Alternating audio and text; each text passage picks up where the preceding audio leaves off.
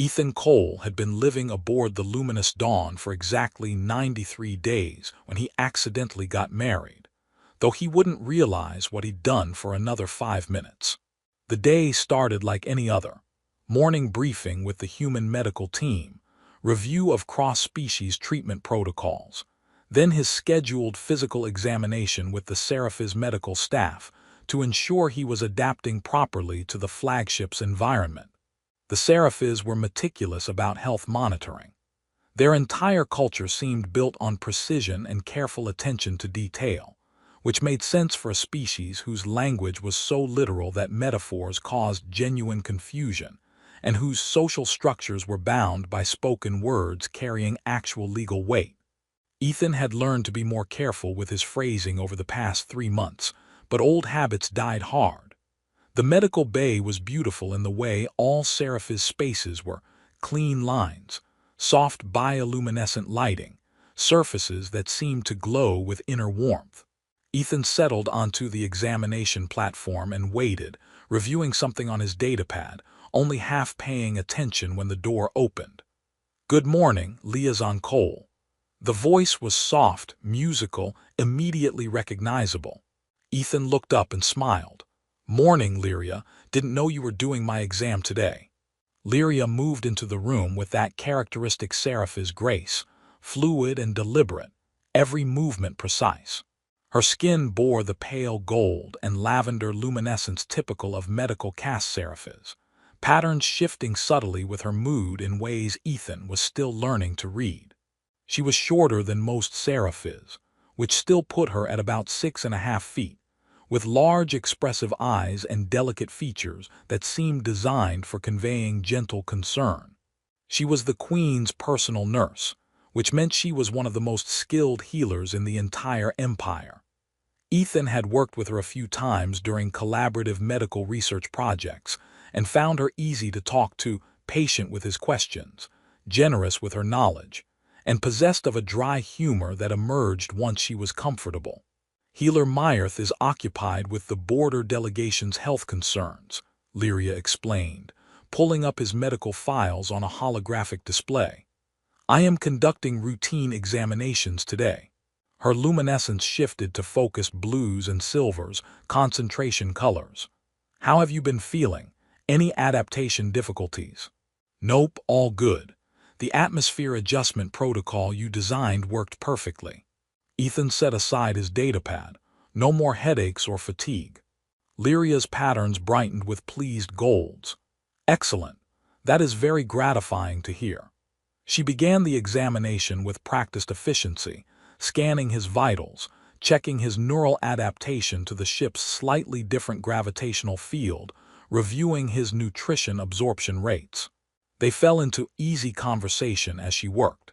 Ethan asked about a complex sci-fi's healing technique he'd observed, and Lyria explained the principles with enthusiasm, her luminescence dancing through interested purples and warm ambers.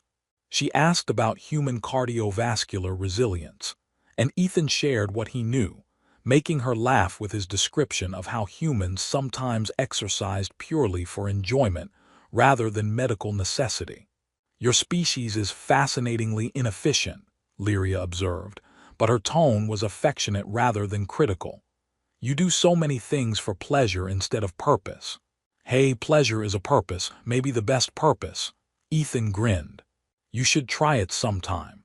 Doing something just because it feels good instead of because it's medically optimal." Lyria's luminescence flickered with what might have been embarrassment or curiosity. "Perhaps. Though I confess, I find purpose satisfying in itself." The examination was nearly complete. Lyria reviewed the final readings, made a few notes, then turned to Ethan with a small smile. "Everything appears optimal. You are adapting remarkably well to life aboard the luminous Dawn." She pulled up a medication schedule. "You will continue taking the calcium enhancement supplements twice daily, yes?" Ethan was scrolling through something on his datapad, only half listening. The question registered as routine confirmation, the kind of thing that just needed a quick affirmative. He responded automatically, using the casual verbal shorthand that had been second nature his entire life. Yes, baby. The words came out thoughtlessly, habitually, the same way he might say yeah, sure, or sounds good back on Earth. Just friendly verbal acknowledgement without any particular weight behind it. The room went very, very quiet. Ethan looked up from his datapad to find Lyria completely frozen. Her luminescence had exploded into colors he'd never seen her display. Brilliant rose golds and shimmering crimsons, and something that looked like starlight trapped under her skin.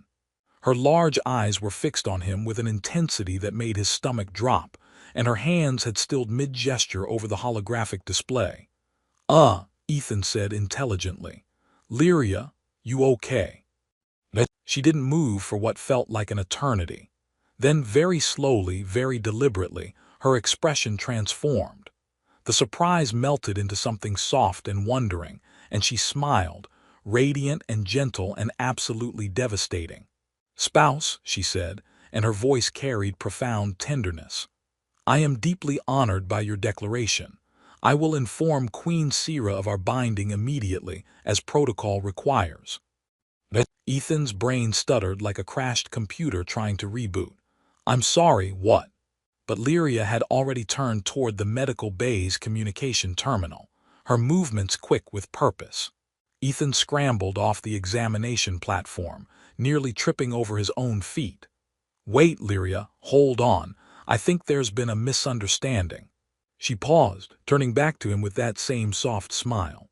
Her luminescence was still blazing with colors that spoke of joy and wonder and things Ethan definitely hadn't intended to communicate. There is no misunderstanding, spouse. You spoke the binding words with clear intent. I heard them, witnessed them, and I accept.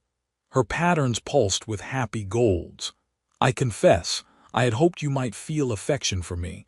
Our conversations have been so pleasant, but I did not expect you to declare so directly. Your human forthrightness is refreshing. Ethan felt panic rising, cold and immediate. Binding words.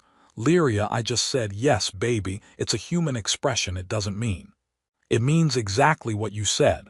Lyria interrupted gently, but with complete certainty. In Seraph's culture, to address another with an endearment of intimate partnership is to declare marital intent. To confirm this declaration with yes makes it binding. You have claimed me as spouse, and I have accepted by acknowledging the bond. She tilted her head, luminescence flickering with slight concern. Did you not intend this? I believed from our interactions that you held me in esteem. I do like you, Ethan said desperately. You're great, you're brilliant. Our conversations are highlights of my week. But I didn't mean to propose marriage through casual verbal tics. Lyria's luminescence dimmed slightly, confusion replacing joy. You spoke words of intimate partnership without meaning them. Not without meaning to be friendly. But yes, without romantic intent. It's just something humans say sometimes without thinking, a verbal habit. The medical bay doors slid open with a soft hiss, and 3 Seraph's guards entered in perfect formation. Their armor gleamed with ceremonial engravings, and their luminescence was the neutral silver blue of professional duty. Behind them walked High Healer Myrth, tall and imposing, her patterns stern authoritative purples. Myrth's sharp gaze swept the room, taking in Lyria's brilliant emotional luminescence and Ethan's obvious panic. I received notification of a binding declaration in the Royal Medical Wing. Her voice carried absolute authority. Is it accurate that Healer Lyria has been claimed by the human liaison? There's been a misunderstanding, Ethan started, but Lyria spoke over him. He spoke the words clearly, High Healer. He called me by partnership endearment and confirmed with affirmative declaration.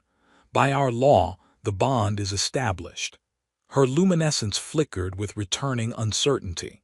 Though he now says, he did not intend the meaning our words carry.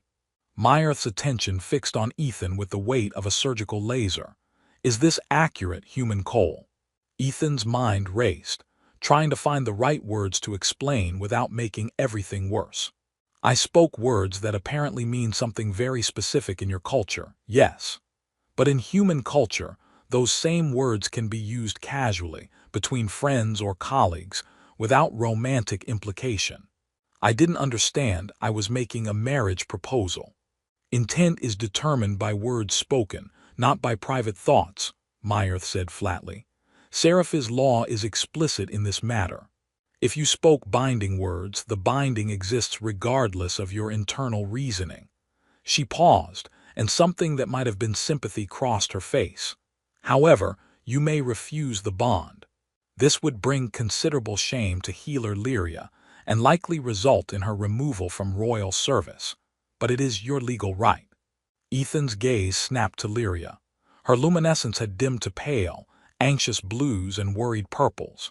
She was holding herself with rigid composure, but he could see the fear in her large eyes, fear of rejection, of professional ruin, of public humiliation over having accepted a declaration that the speaker now wanted to retract.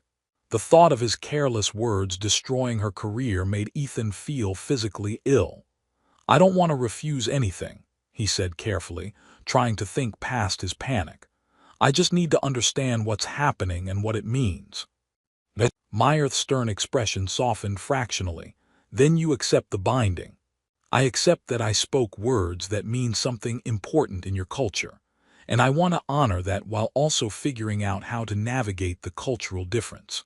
It was the most diplomatic thing Ethan had ever said, and he could see Meyerth evaluating his sincerity. Finally, she nodded. "Very well. The binding will be recognized provisionally while you both learn to navigate its implications.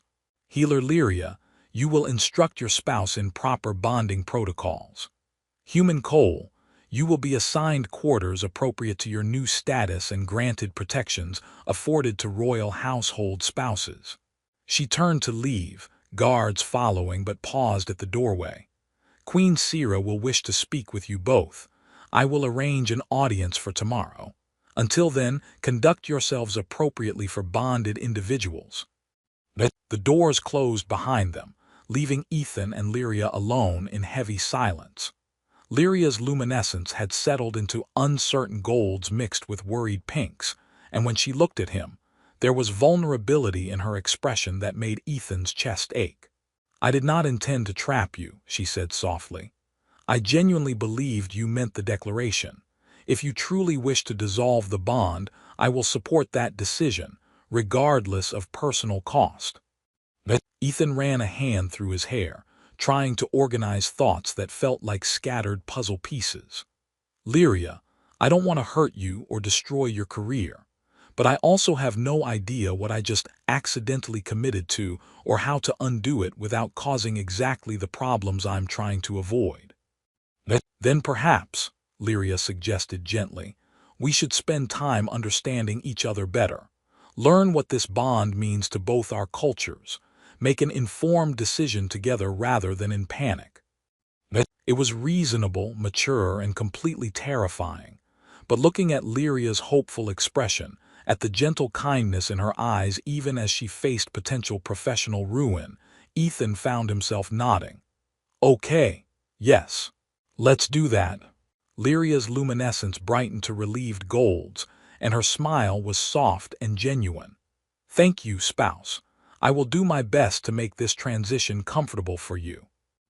Ethan tried very hard not to think about how he just said yes again, or about the fact that he'd apparently married the Queen's personal nurse through the power of Earth slang he used so casually he didn't even remember saying it half the time. His next communication with Human Command was going to be spectacularly awkward. Also, he was pretty sure his mother was going to kill him. But looking at Lyria's grateful smile, at the way her luminescence had brightened with hope, Ethan thought that maybe, just maybe, this catastrophic accident might not be the worst thing that had ever happened to him. He was still absolutely terrified, but at least he wasn't facing it alone. "So," he said, aiming for levity to cut the tension, "want to explain to me exactly what I just agreed to, spouse?" Lyria's laugh was musical and surprised. "Come, we have much to discuss, and I believe we should do so somewhere more private than the medical bay." They left together, and Ethan tried not to notice the way other seraphs in the corridors stopped to stare. their luminescence patterns shifting with surprise and curiosity. Word was already spreading, he realized. He'd accidentally married an alien through casual verbal habits, and now the entire flagship was going to know about it. His life had officially become a science fiction sitcom. Ethan's new quarters were, to put it mildly, absurd. The space was easily 5 times larger than his previous accommodation, featuring multiple rooms that seemed designed for purposes he couldn't immediately identify. There was a sleeping chamber with a platform that could easily fit 3 humans, a bathing area with water features that apparently responded to spoken commands, a meditation space filled with bioluminescent plants that pulsed gently with soothing rhythms, and a main living area that looked like it was designed for entertaining visiting dignitaries. He stood in the center of this massive space, surrounded by his meager belongings that guards had efficiently transferred from his old quarters, feeling like a kid who'd accidentally wandered into the wrong house. A soft chime announced a visitor. Before Ethan could respond, Lyria entered carrying a tray laden with items he didn't recognize. Her luminescence was warm golds and soft pinks, happy colors. He was beginning to understand, and she changed from her medical robes into something that looked more casual but was still elegantly draped in the scifi's fashion. "I brought integration gifts," she announced, setting the tray on a low table. "Traditional items to help you understand scifi's bonding customs." She gestured to various objects, a pendant of crystalline material, woven cloth in complex patterns, sealed containers that might have been food or ceremonial objects or both. Ethan sat slowly, accepting the pendant she offered first. It was beautiful, crystal shot through with colors that shifted when light hit it from different angles. "What does this mean?" "The clarity of intent," Lyria explained, settling across from him with graceful precision. "A reminder that words create reality and we must speak with purpose and understanding." She paused, her luminescence flickering with slight embarrassment. "I know this is overwhelming for you. Your culture treats language more flexibly than mine." "That's a diplomatic way of saying humans talk without thinking," Ethan said wryly. "Which is accurate. We use words as social lubricant, verbal filler, emotional shorthand. Half the time we're not even conscious of what we're saying." Lyria's patterns shifted to fascinated purples. "But how do you ensure mutual understanding? How do you prevent miscommunication?" "We don't really. Miscommunication is constant, we just sort of clarify as we go, I guess. Ask follow-up questions, read context clues, make educated guesses about intent based on relationship history and situational factors." He realized how chaotic this sounded. "Your way is probably more efficient." "Perhaps, but it lacks the flexibility you describe." Lyria picked up one of the woven cloths, running her fingers over the intricate patterns. "Scifi's culture values precision because our history is filled with examples of ambiguity causing harm. We believe that explicit communication prevents suffering, that clearly stated intentions protect everyone involved. So when I said, 'Yes, baby,' without thinking, you created a reality you didn't intend, but which now exists because you spoke it into being." Lyria's luminescence settled into serious blues. "I need you to understand something, Ethan. What you accidentally triggered isn't a simple misunderstanding we can laugh about later. In Scifi's culture, bonds are sacred. They represent a commitment of mutual support, shared life, eventual physical intimacy, and permanent partnership unless formally dissolved." Ethan felt his stomach drop. Physical intimacy meaning sexual union, yes. Lyria's patterns flickered with that embarrassed coloring again. Though there is no required timeline for such progression, bonds develop at the pace both parties are comfortable with. She met his eyes. "I am not expecting you to immediately share my sleeping platform or engage in intimate acts, but eventually that expectation exists." "Right, okay, that's..." Ethan's brain was having trouble processing. "And how long does this bond last?" "Until death or formal dissolution, which requires mutual agreement and royal approval." Lyria's expression grew more serious. Bonds are not entered lightly, which is why binding words carry such weight.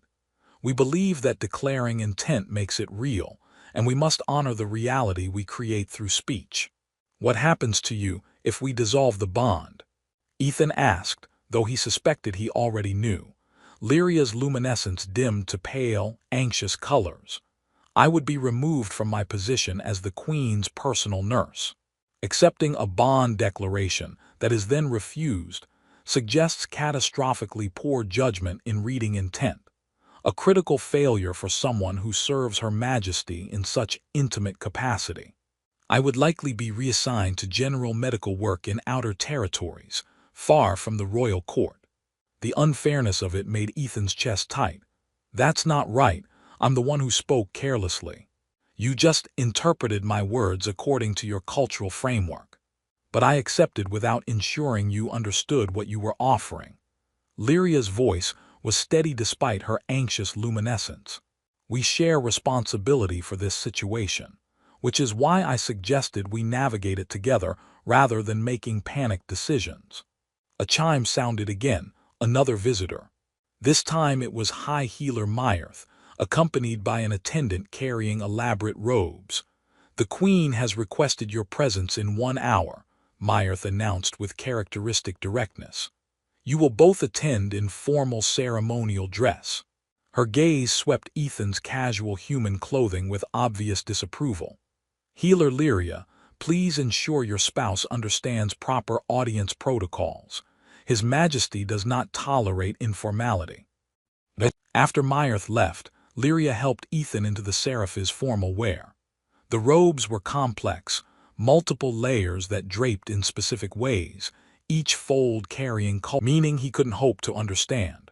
Lyria worked with patient efficiency, adjusting and explaining, her luminescence steady despite what must have been her own anxiety about the coming audience. The Queen is curious about you, Lyria said as she fastened a clasp at his shoulder. She has shown interest in human culture since your people arrived, and she often asks me about our medical sessions. You fascinate her. Fantastic. Nothing like meeting alien royalty while accidentally married to her favorite nurse. Ethan tried not to fidget as Lyria adjusted another fold. Is she going to be angry? I genuinely do not know. Lyria's hands paused in their work. Queen Sira is complex. She values tradition but also appreciates novelty. She may be intrigued by this situation, or she may be displeased that her personal staff is bound without prior royal knowledge. She hesitated. There is also the matter of her own interest in you. Ethan's head snapped around. Her what? Lyria's luminescence flickered with something that looked like jealousy. The Queen has requested your presence at court functions more frequently than other humans. She asks detailed questions about your health, your adaptation, your thoughts on Seraph's medical practices. High Healer Myrth believes Her Majesty may have been considering you for closer association. Meaning what? Meaning she may have planned to claim you herself. Lyria's voice was carefully controlled. Royalty has traditional first claim on unbonded individuals who attract their interest. By binding to you, I may have interfered with the Queen's intentions. Ethan felt a headache building behind his eyes. So I've not only accidentally married you, but also potentially insulted the Queen by becoming unavailable for whatever royal claiming she had planned. Possibly, Lyria finished the last adjustment and stepped back. But we cannot change what has been done. We can only face the consequences together. The walk to the audience chamber felt endless. Ethan moved through corridors lined with guards, trying not to think about how he was dressed in clothes he didn't understand to meet a queen who might be angry that he'd accidentally become unavailable through careless Earth slang. The audience chamber was designed to inspire awe, massive, with soaring ceilings and walls that seemed to glow with inner light. Queen Sira sat on a throne of living crystal that pulsed with gentle luminescence, her own patterns a commanding royal purple gold. She was taller than most Seraphs, elegant and imposing, with eyes that tracked Ethan and Lyria's approach with sharp intelligence. High Healer Myrth stood to the queen's right, her expression neutral. Guards flanked the throne in perfect formation. Lyria bowed deeply, and Ethan followed her lead, trying to match her posture. When they rose, the queen's gaze was fixed on him with an intensity that made his skin prickle. "So," Queen Sira said, her voice carrying absolute authority, "this is the human who has claimed my most trusted healer through careless words." It wasn't a question, but Ethan felt compelled to respond anyway. "Your Majesty, I deeply apologize for any. Did you or did you not speak binding words to Healer Lyria?" The queen interrupted.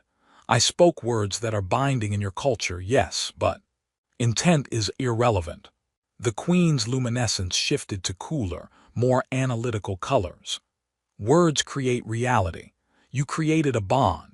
The question is whether you will honor the reality you created or dissolve it and accept the consequences to Healer Lyria's career." Ethan felt Lyria tense beside him. He knew the politically smart answer was probably to dissolve the bond, apologize profusely, plead ignorance. But looking at the queen's calculating expression, at the way Lyria's luminescence had dimmed with anxiety, something stubborn rose in his chest. "I'll honor it," he said firmly. "I made a mistake, but I won't let that mistake destroy Lyria's career. If there's a way to navigate this that respects both our cultures, I want to find it." The queen's eyes narrowed. "You would bind yourself permanently to alien customs to protect someone you barely know." "I would take responsibility for the consequences of my actions, yes. And I wouldn't say I barely know Lyria. We've worked together for months, had countless conversations. I like her, respect her, value her skills and her kindness." Ethan met the queen's gaze as steadily as he could.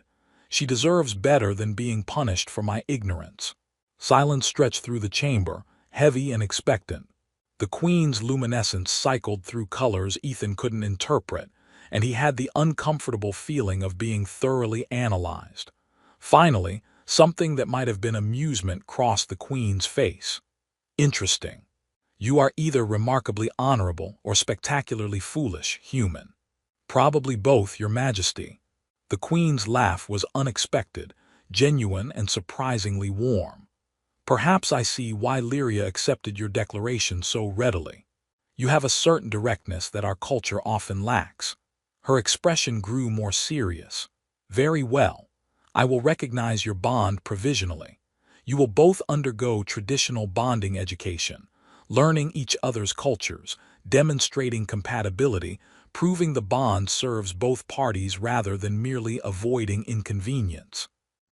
"Thank you, Your Majesty," Lyria said, her luminescence brightening with relief. "Do not thank me yet," the queen warned. "This education period will test you both thoroughly. You will be observed, judged, evaluated by court assessors. If at any point the bond appears to be mere obligation rather than genuine partnership, I will dissolve it myself." Her gaze fixed on Ethan. "And you, human, will learn to speak with the precision our culture demands. No more casual endearments without understanding their weight." "Understood, Your Majesty." The queen nodded dismissal. As they turned to leave, her voice stopped them. "Healer Lyria, a word privately." Ethan glanced at Lyria, whose luminescence had flickered with apprehension. She gave him a small nod, and he bowed before retreating from the chamber, guards escorting him to wait in an antechamber.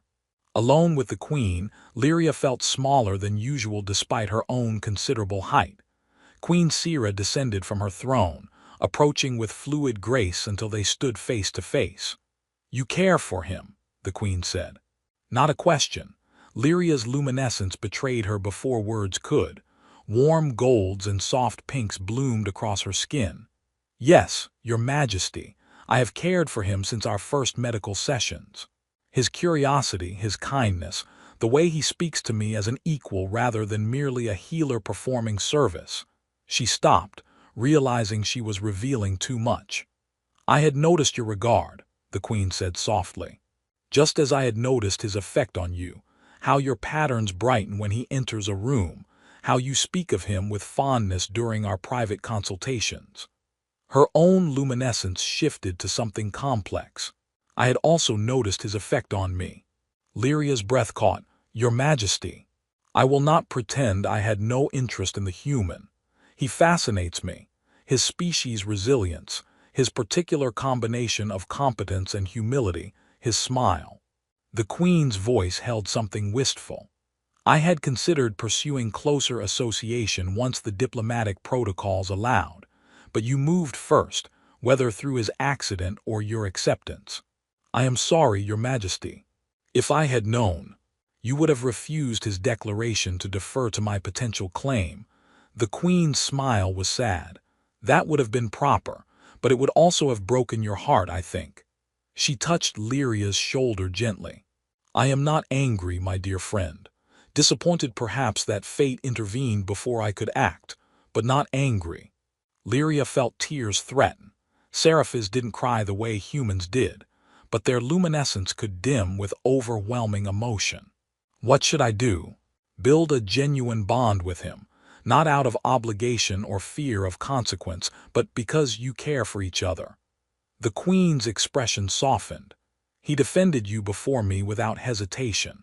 That speaks well of his character, and you accepted his accidental declaration because you wanted what he unknowingly offered. That speaks to your feelings. She stepped back. Make it real, Lyria. Make this accident into something beautiful, and perhaps teach him to speak less carelessly in the process. I will try, Your Majesty. I know you will. The Queen returned to her throne, her formal composure settling back into place. You may go, and Lyria, I am glad you will have the chance at happiness, even if it came through chaos. When Lyria rejoined Ethan in the antechamber, her luminescence was brighter than he'd seen all day. He stood immediately, searching her face for clues. Everything okay? Better than okay, Lyria said softly. The Queen gave us her blessing, genuine blessing, not merely political approval. Relief flooded through Ethan. So we're not about to be executed or exiled, or whatever the Seraph's equivalent of extreme disapproval is. Lyria's laugh was musical. No, we are simply expected to build a genuine bond and convince the court that this accident has potential to become real partnership. No pressure then. None at all. Lyria took his hand, a gesture he was learning carried significance in Seraph's culture. Come, spouse, we have much work to do. Walking back to their shared quarters, Ethan realized that his panic had subsided into something more manageable. This situation was still absurd and overwhelming, but with Lyria beside him, patient and kind and glowing with hope, it felt less like a disaster and more like an unexpected adventure. He'd accidentally married an alien through careless Earth slang, but maybe, just maybe, that accident could become something worth keeping. The bonding education program was designed to be thorough, invasive, and occasionally humiliating.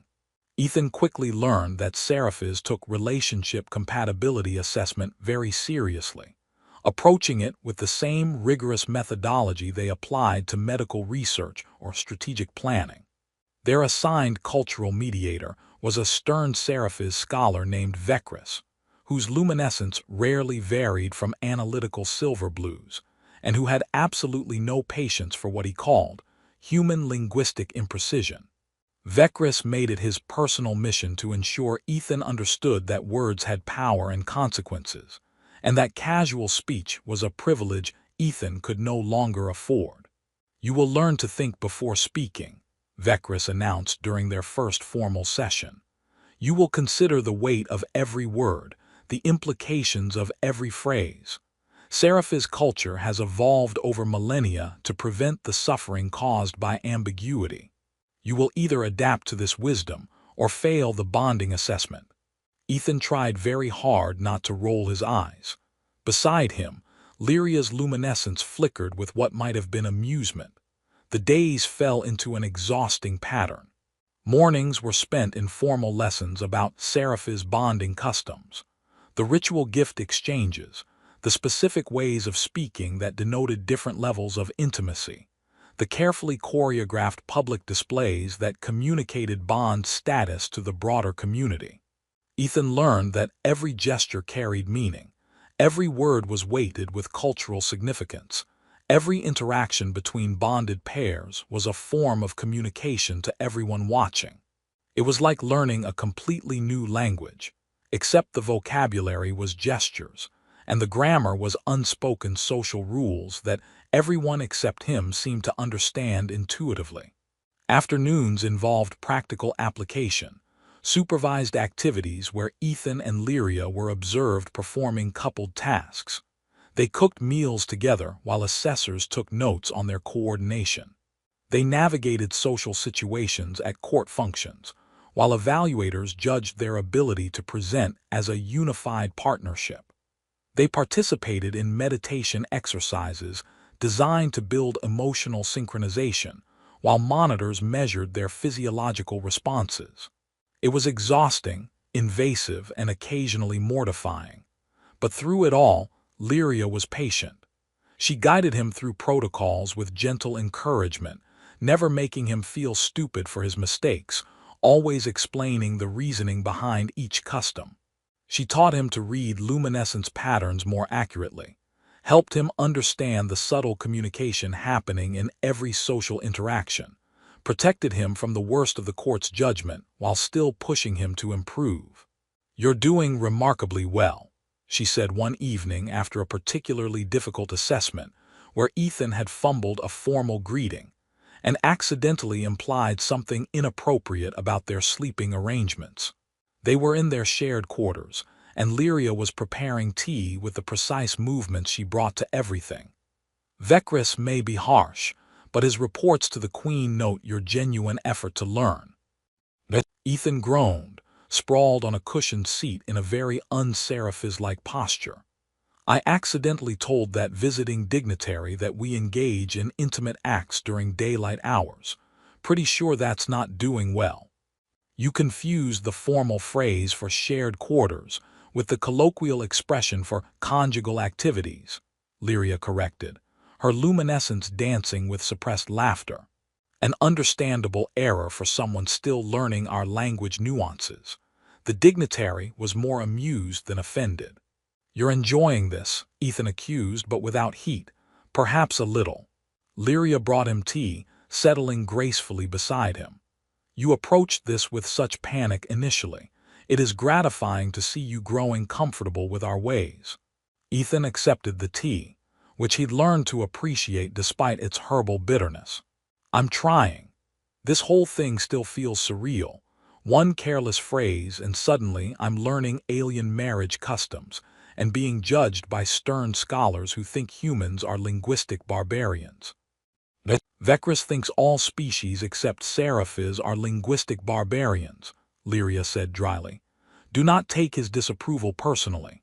Over the weeks, something shifted between them. The awkwardness of their situation began fading into genuine companionship. They shared meals and talked for hours, about their respective medical practices, about cultural differences, about personal histories and hopes, and the small details that made each of them who they were. Ethan learned that Lyria had chosen medical service as a child after watching healers save her parent from a plague outbreak. That she loved ancient Seraphis poetry but was terrible at athletic pursuits. That she found court politics exhausting but served the Queen out of genuine affection and loyalty. That she had a wry sense of humor that emerged once she felt safe enough to show it. Lyria learned that Ethan had become a medic because his sister died from a preventable illness, and he'd wanted to ensure others didn't suffer similarly. That he used humor to deflect discomfort and build connections. That he genuinely found Seraphis' medical techniques fascinating and wanted to learn everything he could. That beneath his casual exterior was someone who took responsibility seriously and cared deeply about not causing harm.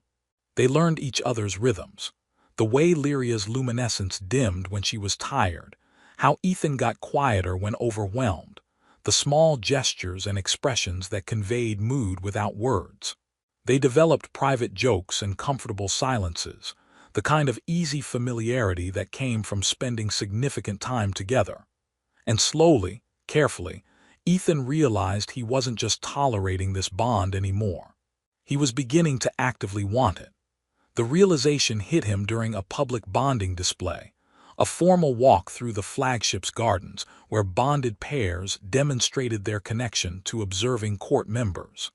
Lyria walked beside him with fluid grace, her hand in his, her luminescence steady and content.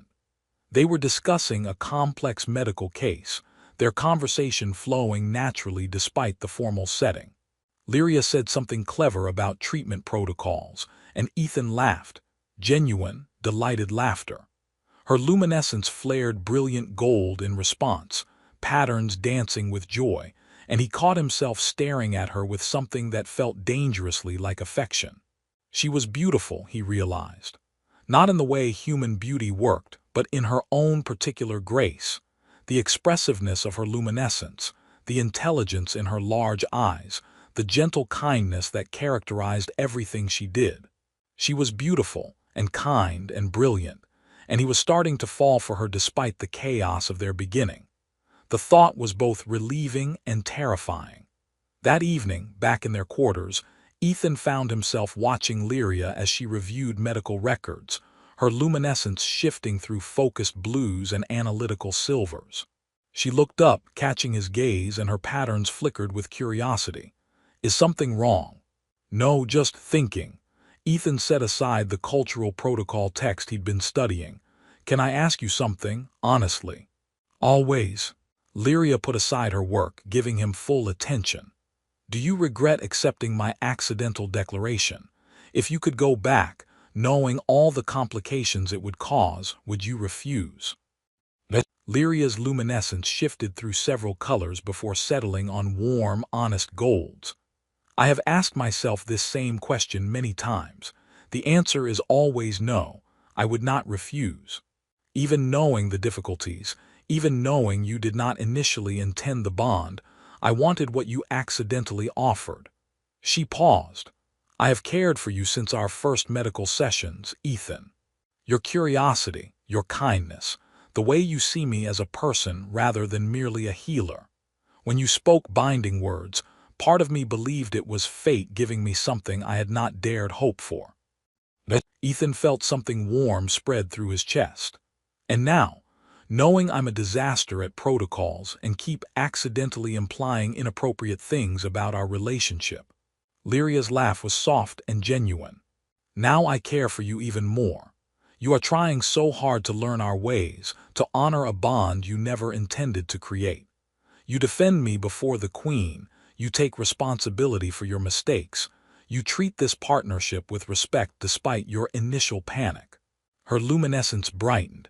"You are a good person, Ethan Cole. I am proud to call you spouse." The sincerity in her voice, the warmth in her luminescence, it made Ethan's decision for him. He'd been afraid of what this bond meant, afraid of commitment he hadn't chosen, afraid of failing at something so important to both their cultures. But looking at Lyria, at her hopeful expression and genuine affection, the fear didn't seem as important as the possibility. "I'm glad you accepted," he said quietly. "I was terrified at first, still am sometimes, but I'm starting to realize that accidentally becoming your spouse might be the best thing that's happened to me." Lyria's luminescence exploded into brilliant colors, joy and affection, and something deeper that made Ethan's breath catch. She moved closer, taking his hands in hers with deliberate gentleness. "May I show you something?" A seraph's expression of affection. "Yes." She guided his hand to rest against her chest, over her heart. Her luminescence pulsed beneath his palm, warm and alive, patterns shifting in rhythm with her heartbeat. "Among my people, this is intimate. Allowing another to feel your luminescence directly, skin to skin. It is trust and affection and the beginning of deeper connection." Ethan could feel the gentle pulse of light beneath his fingers, could see colors blooming in response to his touch. Without thinking, he placed her hand over his own heart. "Humans don't glow, but we share heartbeats too. Feel that? That's me being nervous and excited and hopeful all at the same time." Lyria's smile was radiant. "I feel it. Thank you for sharing this with me."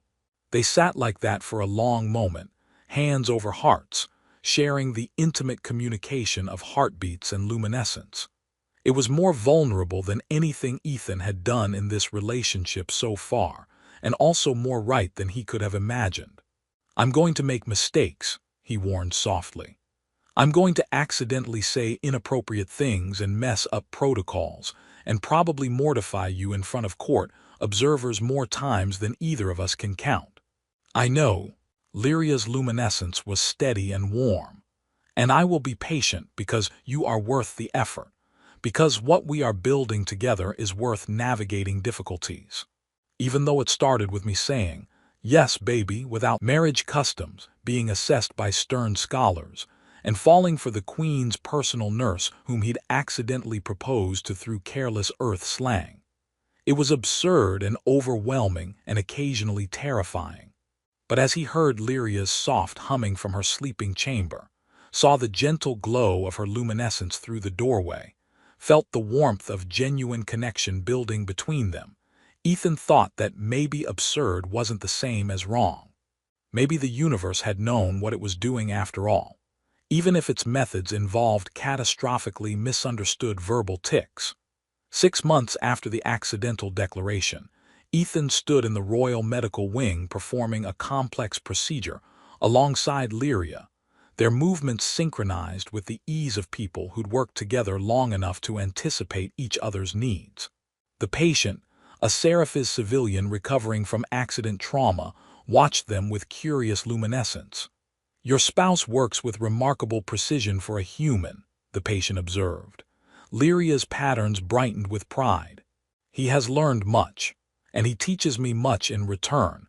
Human medical techniques complement Seraph's practices beautifully." Ethan smiled, focusing on his task but pleased by the compliment. 6 months had transformed his understanding of Seraph's culture, of Lyria, of what their bond could be. He was comfortable now with protocols that had initially seemed incomprehensible. He could read luminescence patterns with accuracy that impressed even Vecris.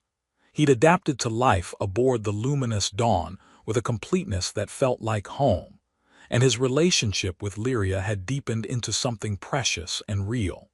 They'd passed their bonding assessments 3 months ago with what Vecris grudgingly called adequate demonstration of compatibility. The Queen had formally recognized their bond as permanent, granting them full status as bonded spouses with all attendant rights and responsibilities. There was no more provisional status, no more observation periods, just the ongoing work of building a life together. They still made mistakes. Ethan occasionally used casual phrases that meant more than he intended, and Lyria sometimes forgot that humans needed explicit verbal confirmation instead of relying on context. But they'd learned to communicate, to clarify, to laugh at misunderstandings instead of panicking. And they'd progressed to physical intimacy, carefully, gradually, with the same patient communication that characterized everything in their relationship. Ethan had learned that Seraphs expressed affection through luminescence and touch in ways that were both similar to and beautifully different from human intimacy. Their first time had been awkward and sweet and perfect in its imperfection, and subsequent encounters had built on that foundation of trust and genuine care. The medical procedure completed successfully, and they cleaned their workspace with practiced efficiency. As they prepared to leave for the day, High Healer Myrth appeared with an unreadable expression. "The Queen requests your presence," she said. "Both of you immediately." Lyria's luminescence flickered with concern. Unexpected summons from the Queen were rarely simple social calls.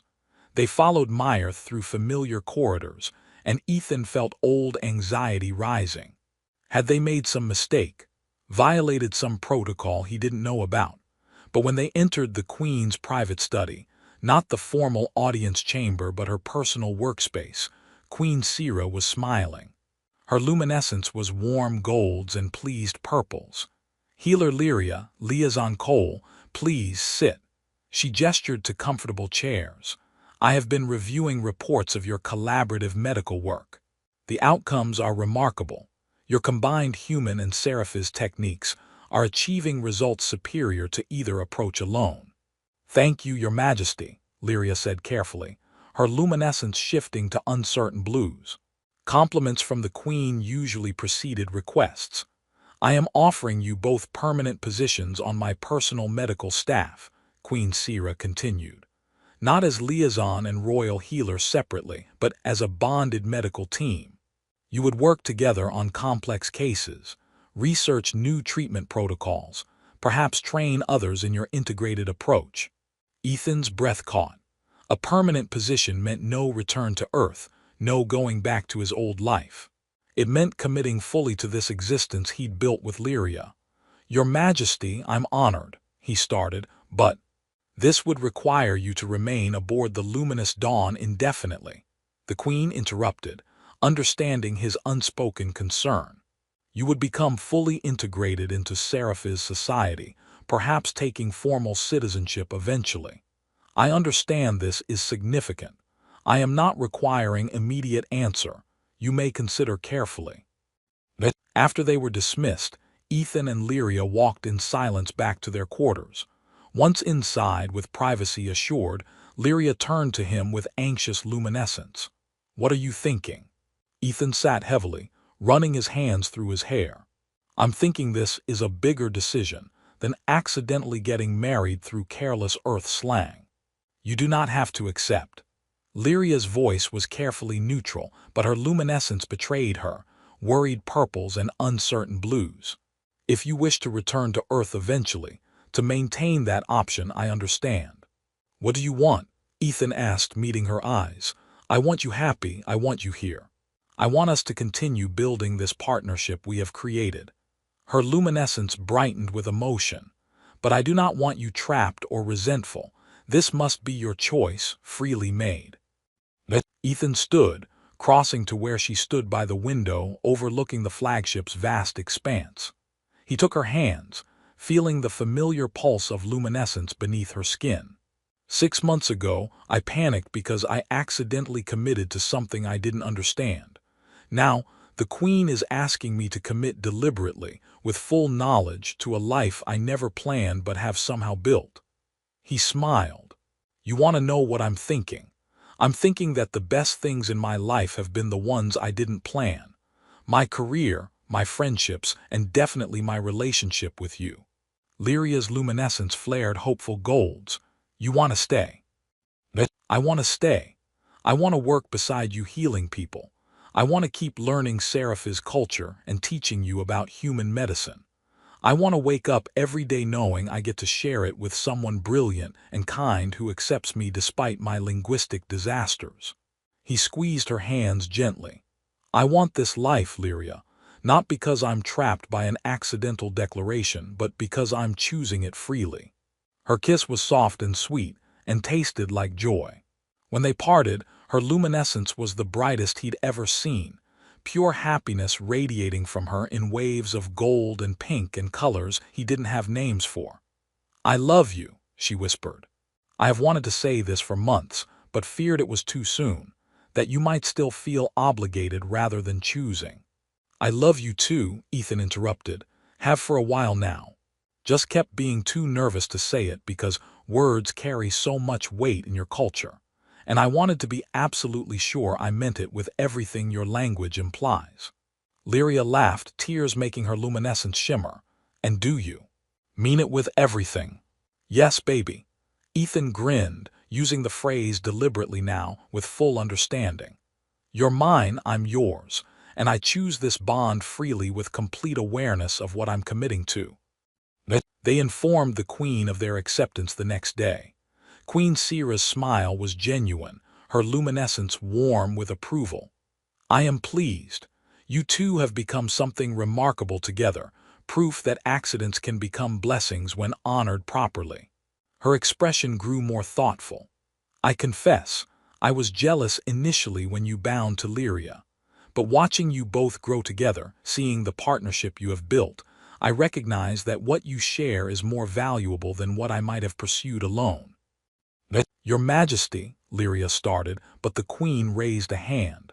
"Let me finish. I see how you look at each other, how your luminescence brightens in synchronization, how you have become more yourselves through this partnership.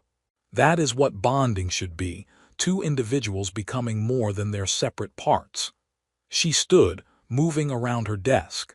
You have my blessing, my genuine happiness for you both, and my gratitude that my healer has found such joy.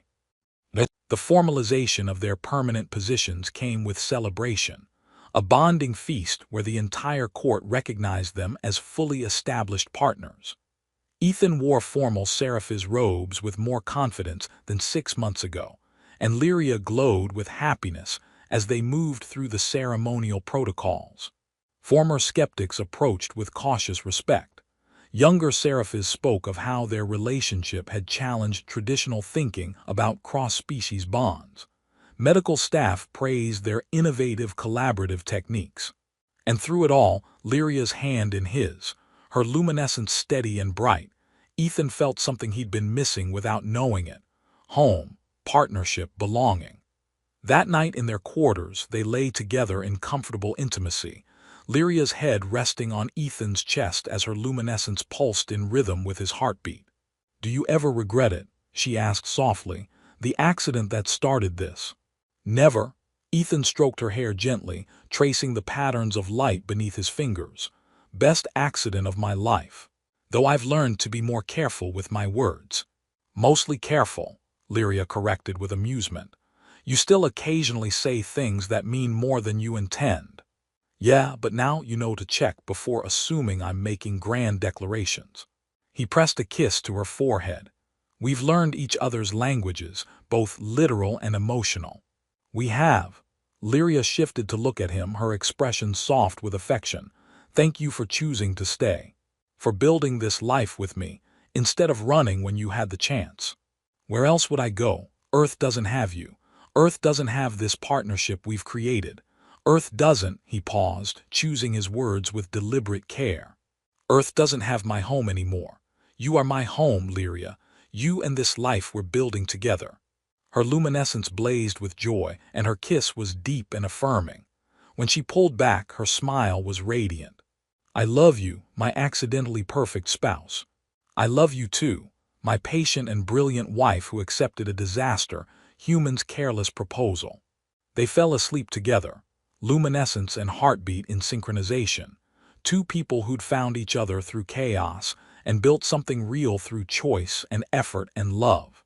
3 years later, Ethan trained new human medical liaisons in proper scifi's communication protocols, emphasizing repeatedly the importance of linguistic precision.